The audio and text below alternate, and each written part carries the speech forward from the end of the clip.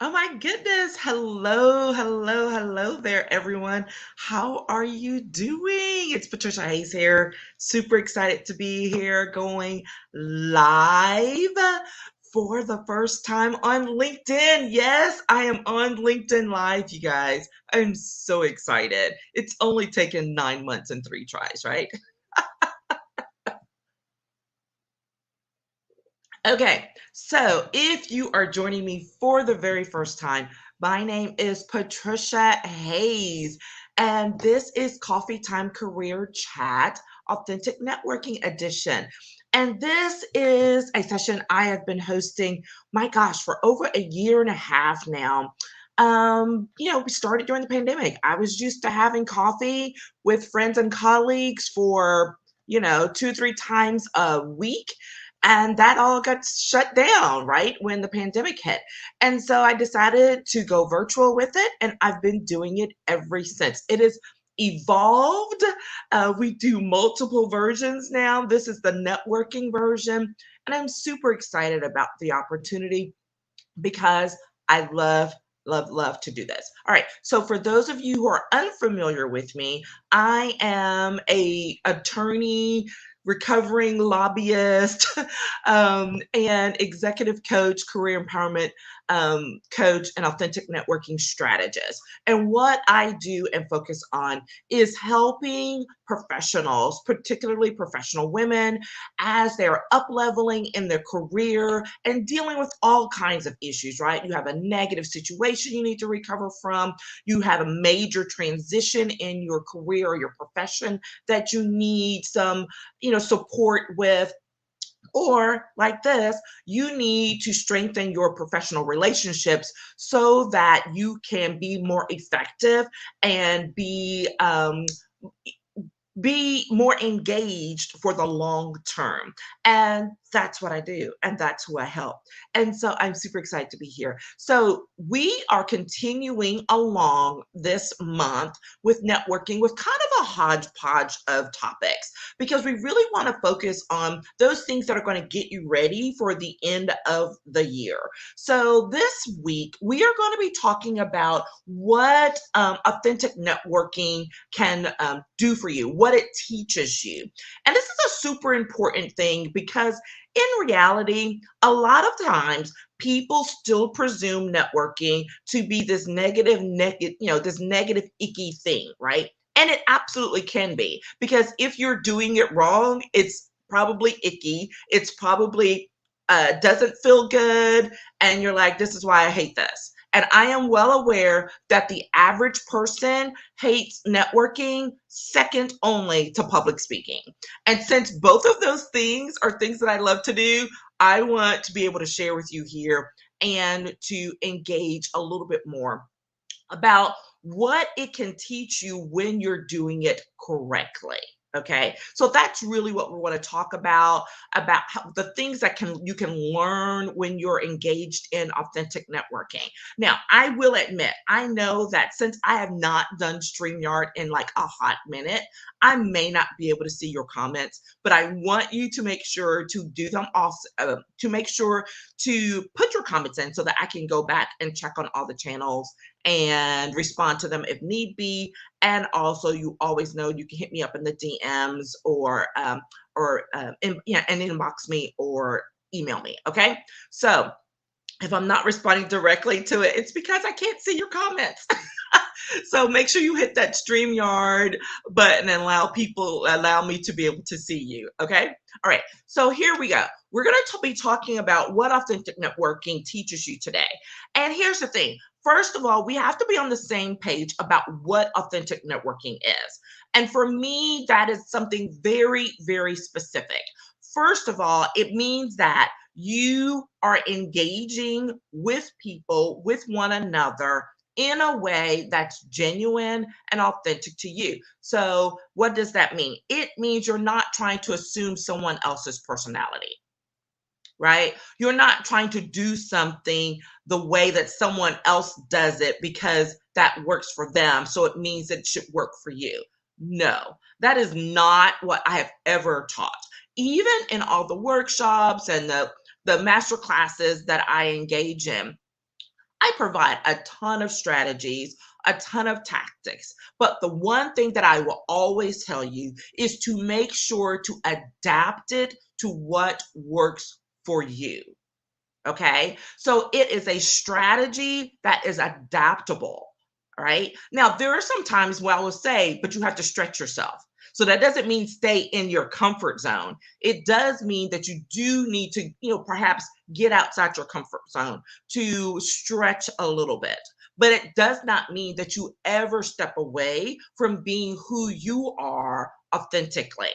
Okay. And that is what's really, really important. The other piece of it, so we're talking about being genuine, being true to yourself when you're engaging in professional relationship building. But the other piece of it is when you're focused on what you are giving and not what you're getting. That changes the entire perspective of what it is you're doing and how you are received. Because when you are focused more on, hey, what can I offer to this conversation? What can I offer to this relationship? That is a completely different attitude and approach than when you're going in to say, well, what can I get from this? Because when you're being a taker, you give off a completely different vibe than when you're being a giver, even different than when you're being a receiver. And that's a whole other conversation because that is one that I talk about a lot, which is taking and receiving are not the same. Receiving is about being open to what someone else has to offer. That is different than going to approaching someone to say, what can I take from you? All right. Okay. So that said, that's our level setting on how I'm defining authentic networking. Now, the other thing is, why does it matter? The reality is, our relationships are everything. Our professional relationships are everything. And when you lose a job, need to transition from one job to another, or you're trying to help a family member, you then learn the value of those professional relationships without a doubt very quickly. So when you've been taking it for granted, and not doing some of the things we're going to talk about here today, guess what? You learn very quickly the value and why it matters. Okay. And so we're going to talk about here today, though, what it teaches you. What, when you're engaging authentically, when you're engaging in professional relationships to create them so that they're sustainable for the long term, what does that teach you by engaging in professional relationship building in that way? All right. All right. So we're going to do a quick check in here. All right. Trying to make sure that I'm not getting any questions. We'll see. We'll see. I don't know how that's going to work really well for me to be able to see on LinkedIn. I'll have to come back and figure all that out. All right. Okay. So here's the thing. One of the first things that you learn from when you're engaging in authentic networking is that um, it's the power of consistency, the power of consistent giving. What do I mean by that? First of all, when you are building those relationships over time, okay. And that's the thing. This is not some quick fix thing. This is not some get rich quick. You know how we say to get rich quick. Well, this is not some, get the great relationships you need very quickly and everything will be hunky dory. If it comes quick, you better believe it can leave quickly as well. Right. So I'm not saying that that's not possible. It is possible, but you need to recognize the quality of what you're getting when you engage in relationships at that level. All right.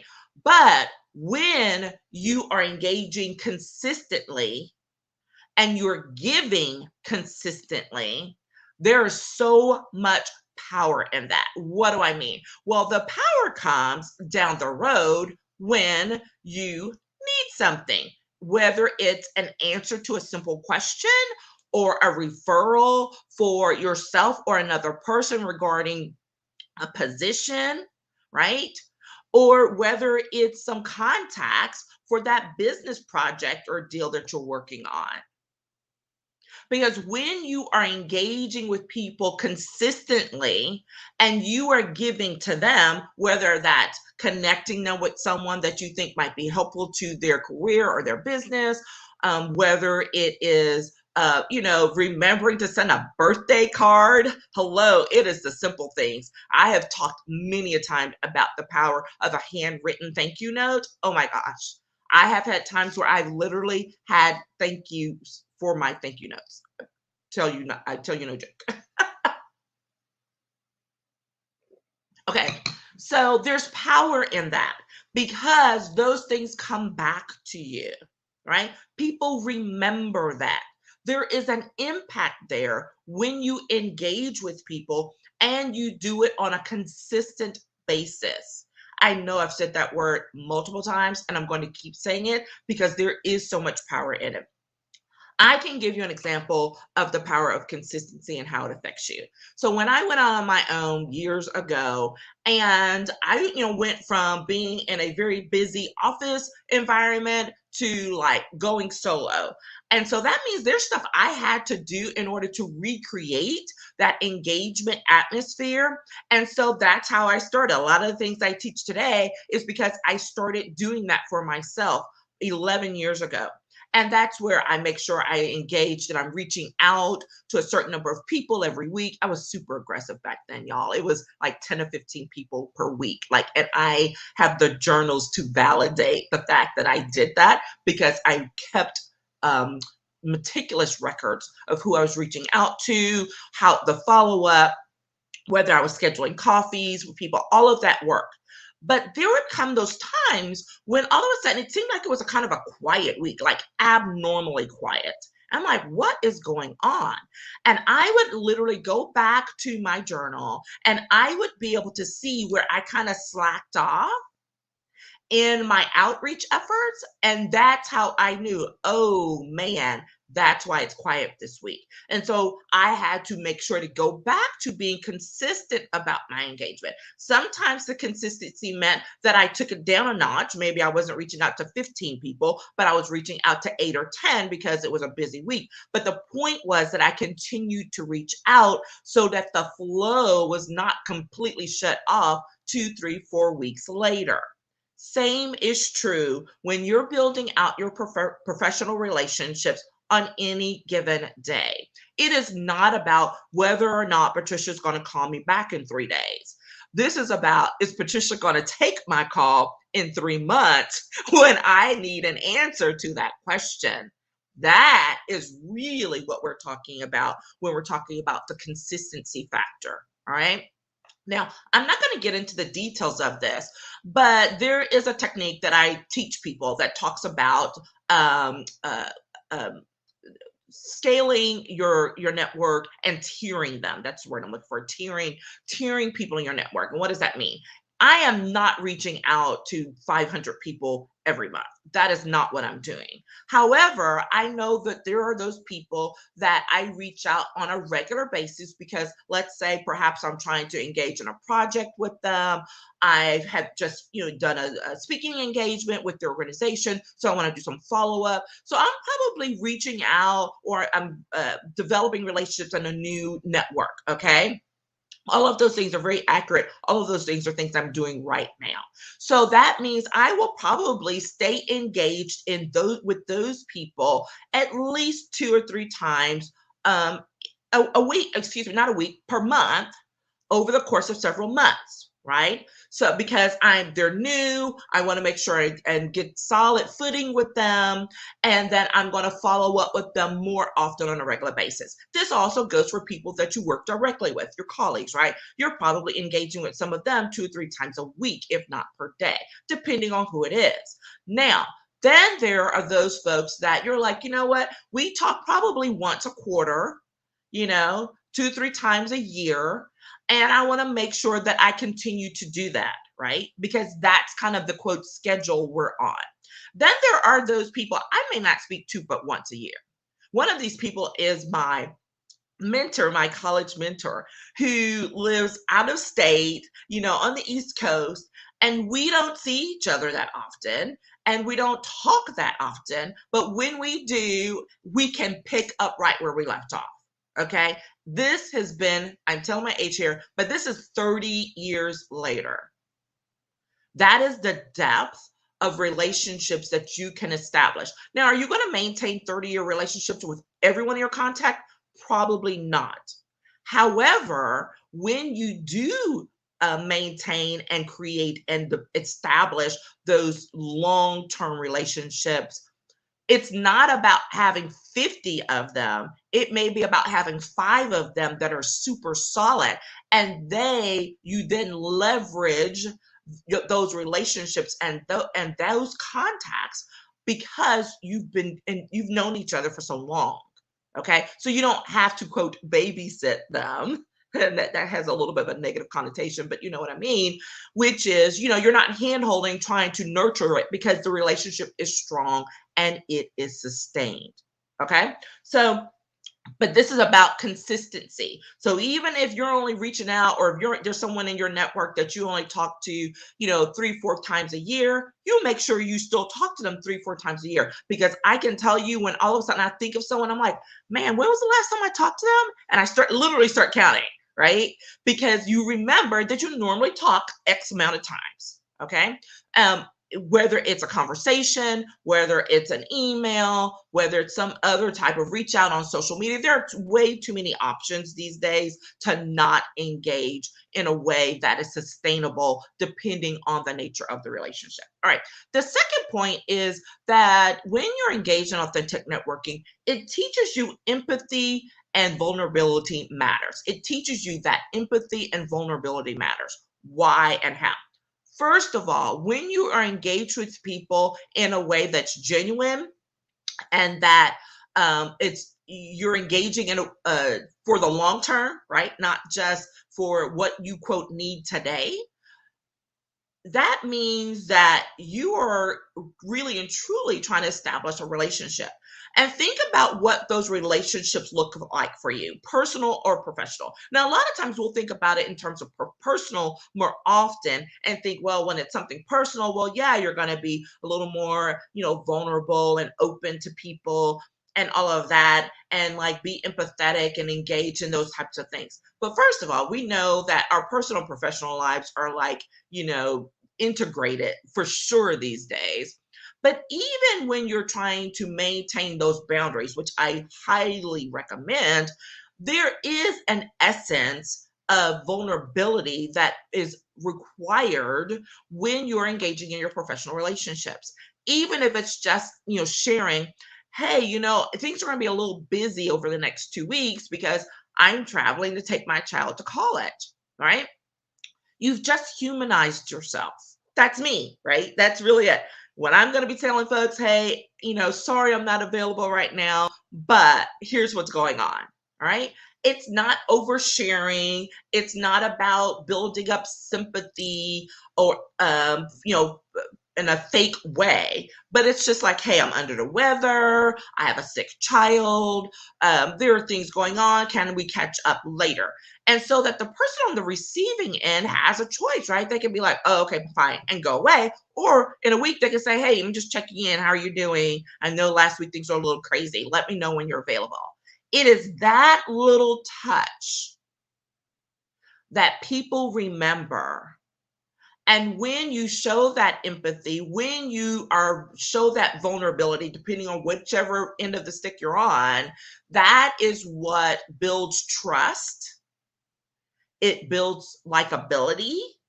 We're not always going to be liked by everybody. That's not necessarily the point, but it builds the trust so that we know we can reach out and someone can understand the realities of the world in which we live in. Now, that doesn't mean you're going soft on your deadlines and all that kind of stuff, but it simply is remembering that people are people, that we're dealing with human beings and not robots. If you treat your network like robots, you're going to get a robot response, which is going to be static or nothing at all.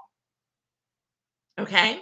So remember to engage with your network in a way that's empathetic with them, in a way that expresses some vulnerability, and be open to receiving that as well so that you can be supportive of them. This is why when you're engaging in authentic networking, when you're engaging in building real relationships, this is not about the numbers. This is about the depth. So it's not quantity, it's quality. You're focusing on the quality of the relationships that you engage in, not the number of them. All right. Now, is there something to be said for having some folks that you know that you have maybe a distant, connection to or something? Sure, absolutely.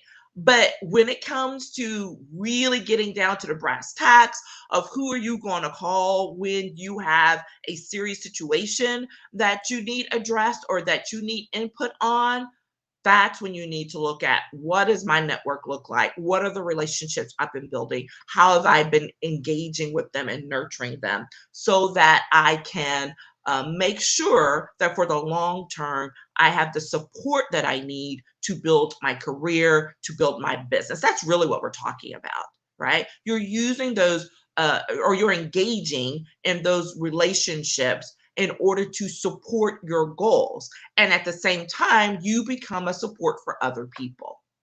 Okay. All right. The third point is that authentic networking teaches you that fresh opportunities are always right around the corner. This is one of my favorite things because just when I think I cannot learn anything else or I can't be surprised anymore, I get fabulous surprises every week, at least every week, from a relationship that I've been engaging with. All right. And they're unexpected. They're fresh opportunities. And I love it. Literally, over the weekend, I was checking in with one of my networking pods with a women's networking organization online that I'm a part of, right? The Advanced Network. All right. Get that little plug in there for them.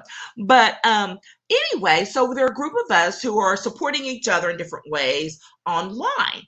And one of the ladies, I was like, hey, I'm going to be in your neck of the woods in the next week or so. So I want to make sure that we reach out and connect, even if it's just by phone, so we can talk on the phone closer. But with some hope of hopefully being able to see each other. She responded. She's like, oh my gosh, that would be fantastic. Let's see what we can work out. And oh, by the way, when are you hosting your next networking workshop or masterclass? I have a group of people that might be interested in that. And so I'd love to be able to send them your way. And I'm like, oh, this is fantastic. Guess what? I do this on request all the time. So you don't have to wait for me to schedule a masterclass. You invite me and I will come in and do one for your group, right? That is not something I expected. I wasn't looking for it, but there it was and it happened. Okay. This is what happens when you continue to engage and you reach out. That came as a result of me just following up to say, hey, I'm going to be in your part of the world. I'd love to connect. If we can, let me know what your schedule looks like. Okay? That's what can happen all the time. So, and it doesn't have to be big, huge things. Of course, we always love the quote, big, huge things, but it can be the small things, right? Like I will never forget one of my colleagues here in town who, when she came to pick up something that she had ordered from me, she brought me a gift. I was like, why are you bringing me a gift? This lovely little pillow that's got an inspirational quote on it and that is a little door hanger. And I have it now. I keep it, right? It's the thoughts behind the things that you're doing. It's not just always some huge win. You never know when that word of support that you give someone is exactly what they need that day to continue on, make it past a rough spot. And then they come back later and say, hey, you said X on this day, and I want you to know that was really, really great. Let me know if you ever need anything. Let me know if I can ever help you in some way. Okay, those are the things that authentic networking can teach you. The power of consistent giving, that empathy and vulnerability matter, and that fresh opportunities are always right around the corner. Okay, all right, that is it, everyone. It has been, man, that went by fast. I am so excited. Thank you so much once again for being here with me today. We will do lives on Mondays. That's what we do. We do the Authentic Networking Live. And on Wednesdays, we do Coffee Time Career Chat, but it is pre-recorded because, the schedule gets a little crazy. We'll consider going live on that one again once we get settled. But just make sure you check in on Mondays and Wednesdays at 10 a.m. on all the channels. And I would love, love, love to chat with you. So if there's anything you need, just hit me up in DMs, give me a call. I'm happy to get you on the calendar to have a quick chat. Okay? Take care, and I'll talk with you again soon. Bye-bye.